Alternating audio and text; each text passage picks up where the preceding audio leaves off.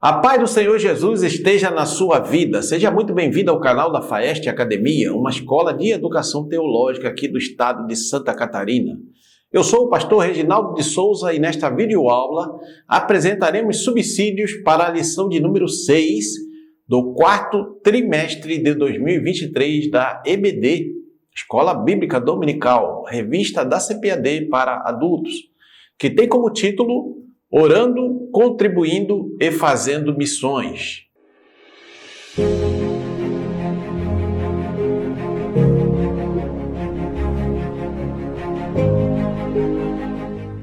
Antes de começar essa videoaula, não esqueça de deixar seu like, inscrever-se no canal da Faeste Academia e também compartilhar essa videoaula para que mais pessoas sejam alcançadas. Na descrição desse vídeo, você vai encontrar um link para obter maiores informações sobre os nossos cursos de teologia. E também você vai encontrar links para comprar os livros citados pelo comentarista da lição, o pastor Wagner Gabi, e nos ajudar nesse ministério de ensino da palavra de Deus. O texto áureo diz assim: Depois disso ouvi a voz do Senhor que dizia: Quem enviarei? Quem há de ir por nós? Então disse eu: Eis-me aqui, envia-me a mim. Isaías capítulo 6, versículo 8. Verdade prática diz assim: nem todos são chamados para ir ao campo missionário, mas todos têm a responsabilidade de orar e contribuir com essa obra. Leitura bíblica em classe encontra-se na carta de Paulo aos Efésios, capítulo 6, versículos 18 ao 20. Introdução. Diz assim: Ide por todo o mundo, pregai o evangelho a toda criatura. Marcos 16, 15. Essa passagem bíblica e outras referências ao longo do Novo Testamento mostram que a prioridade da Igreja do Senhor Jesus Cristo é com a evangelização do mundo. Esse compromisso com o chamado à evangelização mundial exige três ações distintas: orar, contribuir e ir, ou seja, exercer o chamado. Assim, estudaremos essas três ações dentro do contexto da necessidade missionária. O tópico primeiro diz assim: orando pela causa de missões. Então é a primeira ação que a igreja precisa exercer, orando pela causa de missões. Subtópico 1, a importância da oração na obra missionária. Embora considerado um gigante na fé, o apóstolo Paulo não dispensava as orações das igrejas, pois possuía um profundo senso de necessidade dessa disciplina espiritual. Para ele, a oração é uma disciplina interligada à obra missionária. Não podemos imaginar uma obra de missões sem pessoas comprometidas com a disciplina da oração. Nesse sentido, passamos a destacar pelo menos duas finalidades da oração na obra missionária. Então, o segundo comentarista vai destacar que o próprio apóstolo Paulo, o maior plantador de igreja ali da igreja do primeiro século, ele não dispensava a oração intercessória por parte dos seus discípulos ali das igrejas locais que ele havia plantado. Ele estava sempre solicitando que a igreja intercedesse pela obra de missões que ele estava realizando em outras localidades. A primeira função, então, a primeira finalidade da oração na obra missionária é interceder ou intercessão. Devemos orar, primeiro, para que as portas do evangelho sejam abertas. Colossenses 4, 2 e 3. Também devemos orar para que os corações das pessoas se abram à mensagem de salvação, para que os missionários tenham ousadia para testemunhar e pregar o evangelho, a fim de que a palavra de Deus seja propagada. Também devemos interceder pela proteção e segurança dos missionários diante dos perigos que enfrentam. Há muitos outros motivos de intercessão. Por exemplo, para que o ministério dos missionários seja aceito pelos povos, tribos e nações onde eles estão evangelizando. E também para que eles recebam a direção de Deus e haja refrigério em suas vidas, nas esferas espiritual, emocional e física. Romanos 15, 32.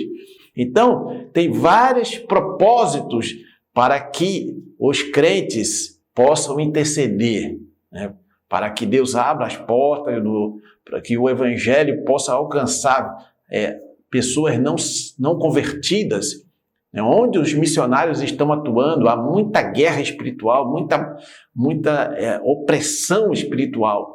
Então, a igreja, que é a maioria, né, porque são poucos que são chamados para transpor as fronteiras, para levar a mensagem do Evangelho, a igreja precisa, né, interceder para que haja vitória lá no campo missionário, para que os missionários possam realmente falar do Evangelho verdadeiro e vidas serem transformadas pelo poder do Senhor Jesus Cristo. Subtópico 3, despertar a igreja local para a obra missionária. A disciplina da oração missionária aumenta o desejo de o crente fazer algo no sentido de levar a salvação para os perdidos e até mesmo de ser enviado ao campo missionário. Deve-se destacar que os mesmos crentes que deveriam orar pelos ceifeiros, em Mateus 9, 35 a 38, são os que foram enviados por Jesus para ceifar em Mateus 10. Por isso, um grande líder de missões certa vez disse: se mais crentes se pusessem de joelhos em oração, mais crentes se poriam em pé na evangelização. Então, ou seja, primeiro interceder ali pela obra missionária que está sendo realizada pelos missionários lá no campo. E também devemos orar para que haja um despertamento missionário nas igrejas locais aqui do Brasil, né? Ou em todos os países. Ou seja, a igreja precisa se envolver com a obra de missões e, através da oração da igreja, em prol desse propósito, a igreja vai ser desperta, vidas vão ser vocacionadas, jovens, moças e rapazes vão ser vocacionados para se preparar e serem enviados ao campo missionário, e a igreja também vai despertar para contribuir e para continuar intercedendo em favor da obra de missões. Tópico 2, contribuindo para missões. Subtópico 1, o sustento dos missionários. Com base nas leis do Antigo Testamento, quando Deus ordenou que os sacerdotes e levitas deveriam ser sustentados por meio das ofertas das pessoas, o apóstolo Paulo instruiu os coríntios. Assim ordenou também o Senhor aos que pregam o Evangelho, que vivam do Evangelho. 1 Coríntios 9, 14. O nosso Senhor ensinou acerca desse mesmo princípio no Evangelho de Mateus, capítulo 10, versículo 10. Em Filipenses 4, 10 a 20, encontramos ensinamentos importantes acerca do modo como os primeiros missionários receberam apoio financeiro. Após ter deixado a cidade de Filipos, o apóstolo Paulo foi a Tessalônica para pregar o Evangelho. E os filipenses enviaram o apoio financeiro e material para o apóstolo. Veja Filipenses 4,16. Então, desde o período do Antigo Testamento, ali, os princípios que se encontram ali nos primeiros 5 livros do Antigo Testamento, ali a chamada Torá, ou Pentateuco, e ali o apóstolo Paulo, ele está vendo ali os princípios do sustento dos sacerdotes, também serviria para o sustento dos missionários, dos obreiros que estavam de tempo integral trabalhando na propagação do Evangelho. Então, é bíblico e é algo espiritual que a igreja precisa se despertar para fazer, ou continuar fazendo, que é contribuir para que os missionários e os obreiros de tempo integral sejam sustentados e continuem, né, com esse sustento, continuem pregando o Evangelho, sem ter que se distrair com trabalhos seculares, com outras coisas. Subtópico 2, contribuir para missões é juntar tesouros no céu. Em Mateus 6, 20, lemos: mas ajuntai tesouros no céu, onde nem a traça nem a ferrugem consomem, e onde os ladrões não minam nem roubam. Esse versículo revela um contexto de quem domina o coração do ser humano, ou o tesouro do céu, que é Deus, ou o tesouro da terra, Mamon. Então podemos afirmar que quem financia a obra missionária está juntando tesouro no céu, pois sua atitude faz com que resultados extraordinários sejam reconhecidos na eternidade. Somos convidados a ser participantes na cooperação financeira do anúncio do Evangelho, como os filipenses eram no ministério do apóstolo Paulo. Então aqui o comentarista vai enfatizar que quando nós contribuímos para a obra de missões, não só para a obra de missões, mas para a obra do reino de Deus de uma maneira geral, estamos juntando tesouros no céu e seremos recompensados por essa disposição de ser um contribuinte do avanço do reino de Deus na terra. E também quando você financia a obra missionária, quando você contribui para a obra missionária, você está participando ali de todos os frutos que estão sendo gerados através dos missionários nos países, nas nações onde eles estão pregando o evangelho. Então, aquelas almas que estão se convertendo ali, estão vindo para Cristo, aqueles que contribuem, aqueles que intercedem em favor desse trabalho de missões mundiais, eles também estão participando desta colheita. Subtópico 3, contribuir para missões é um privilégio. Não há privilégio maior do que saber que por meio de nossa cooperação financeira, Bíblias estão chegando a lugares que nunca ouviram falar do Evangelho. Vidas estão sendo alcançadas na África, na Europa, no outro lado do mundo. Participar dessa cooperação é um privilégio espiritual. Se não podemos participar de maneira presencial, podemos fazer de maneira financeira. Assim, podemos cooperar na propagação do Evangelho até os confins do mundo. Então, contribuir financeiramente para a obra de missões ou para a obra de Deus de uma maneira geral é juntar tesouros no céu. Né? É um privilégio que Deus nos concede, de sermos participantes de todo esse projeto salvífico que Ele desenvolve no mundo inteiro e que começou lá na eternidade passada, passou pelo Antigo Testamento, através do Senhor Jesus Cristo ali, da sua morte vicária, da sua ressurreição corporal dentre os mortos, do começo da igreja ali no dia de Pentecostes, da propagação do Evangelho, passando todos os séculos, chegando até nós. Nós temos o privilégio de ser participantes desta obra, mesmo que não sejamos chamados especificamente para ir ao campo missionário. Quando oramos, intercedemos pela obra de missões mundiais, pelo trabalho missionário, pelo trabalho evangelístico, pelo trabalho de conquista de almas perdidas, e contribuímos também financeiramente, nós somos participantes de todo esse projeto salvífico que Deus estabeleceu. E isso é um privilégio que todos nós podemos ter. Se você quer aprender mais sobre a palavra de Deus, na descrição desse vídeo você vai encontrar um link para obter maiores informações sobre os nossos cursos de teologia da FAEST Academia, curso básico, curso médio e cursos livres na área teológica para abençoar a sua vida. Todos os nossos cursos têm certificado reconhecido por convenções de igrejas evangélicas espalhadas por todo o Brasil. Nossos professores são experientes, pastores da Assembleia de Deus, experientes em sala de aula no formato presencial e que agora estão disponibilizando esses ensino teológico através dessa plataforma online da FAEST Academia. Passe lá e aproveite essa oportunidade. Nós estamos com uma promoção, preço super acessível para abençoar a sua vida. Tópico 3, a chamada para ir. Subtópico 1, Deus quer usar cada crente. Todo cristão deve estar pronto para ir e fazer o trabalho missionário, levando as boas novas de salvação aos moradores do campo e da cidade, aos estudantes, às donas de casa, aos órfãos, aos profissionais liberais, deficientes físicos, prostitutas, homossexuais, dependentes químicos, enfim, tantos grupos que o Senhor nos proporcionar. Deus deseja usar a sua igreja em todos os lugares, hospitais, presídios, albergues, ilhas, aldeias indígenas, vilas, cidades, campos, praças, eventos em massa, evangelização individual, etc. Assim, para pregar o evangelho, o Senhor não enviará anjos, mas usará homens e mulheres.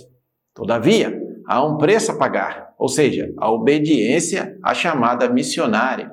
Então, é desejo do nosso Deus que todas as pessoas ouçam falar da salvação em Jesus Cristo. E Ele estabeleceu a igreja do Senhor Jesus para cumprir essa missão, para levar o evangelho a todos os povos, tribos, línguas e nações. Então, aqueles que são vocacionados para ir ao campo missionário, que tem uma chamada específica, para ir para outro país, outra nação, outra etnia, ele deve se preparar e se colocar à disposição de Deus para ser enviado pelas igrejas locais e fazer o trabalho missionário transcultural. Subtópico 2, a chamada missionária. Nas Escrituras vemos que Deus chama pessoas para uma grande obra. O profeta Isaías foi chamado por Deus no templo, enquanto o adorava. Isaías 6, 8 e 9. O profeta Jeremias recebeu sua chamada antes de seu nascimento. Jeremias 1, 5. O profeta Jonas recebeu um chamado específico para uma cidade específica, Nínive. Jonas, capítulo 1, versículo 2. O Senhor Jesus chamou seus discípulos quando a maioria deles ainda exercia uma tarefa profissional. Muitos eram pescadores. O apóstolo Paulo foi chamado enquanto viajava para Damasco, para perseguir os cristãos. Veja lá Atos capítulo 9.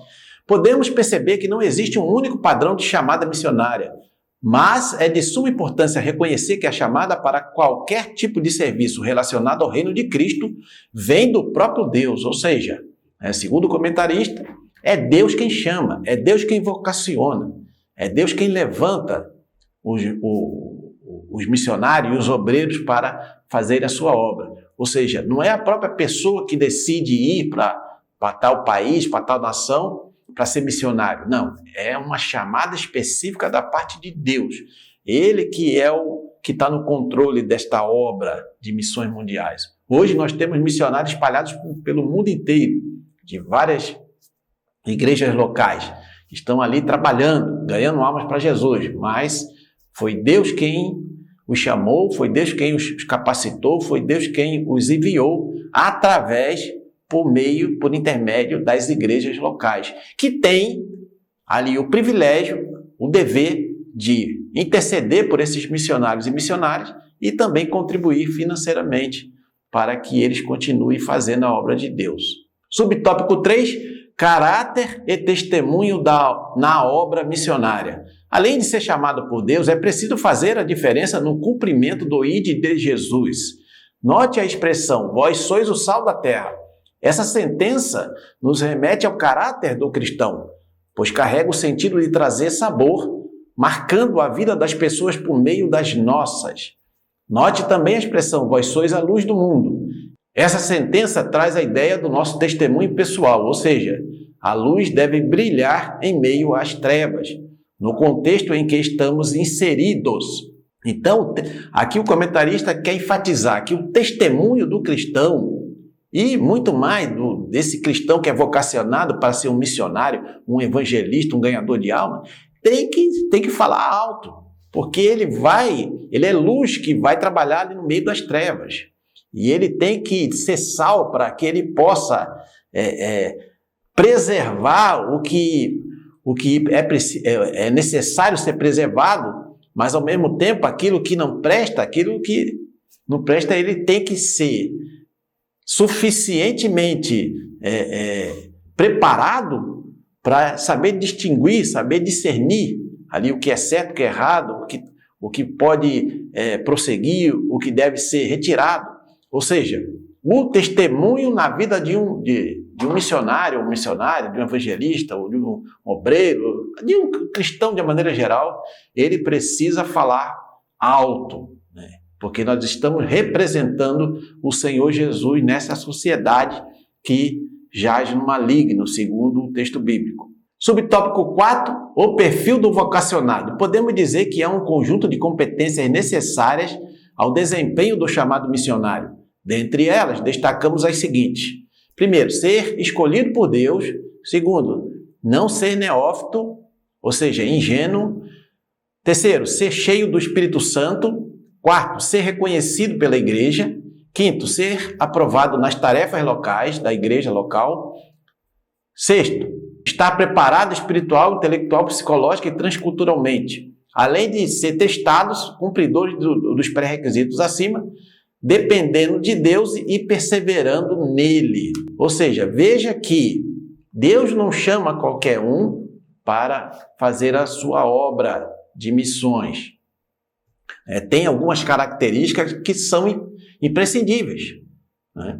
Em primeiro lugar, ele tem que ser uma pessoa chamada por Deus, escolhida por Deus para aquela obra, como Deus, né, chamou Saulo, que era Paulo, né, e Barnabé ali para serem enviados pela igreja de Antioquia.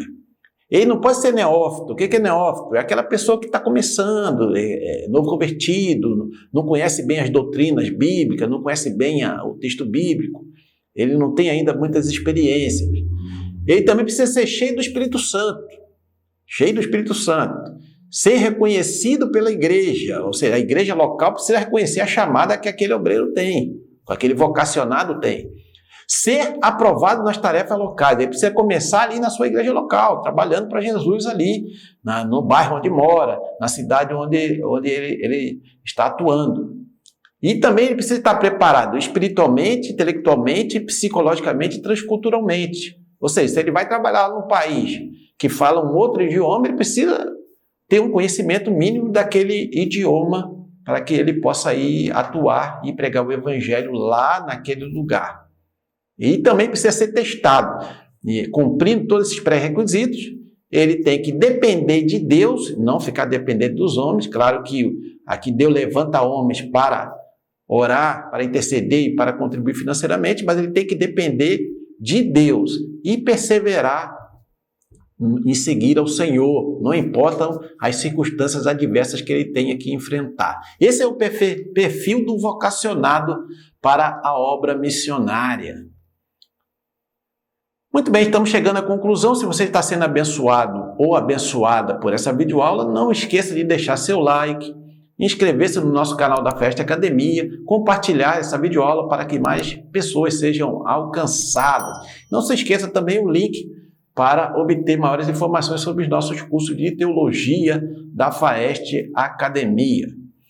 O texto da conclusão diz assim: nosso propósito é que, a partir desta lição, cada aluno tome uma atitude de fé e se comprometa com a obra missionária, que se coloque à disposição para se dedicar, ao menos, em uma modalidade da obra missionária, ou seja, orar, contribuir ou ir.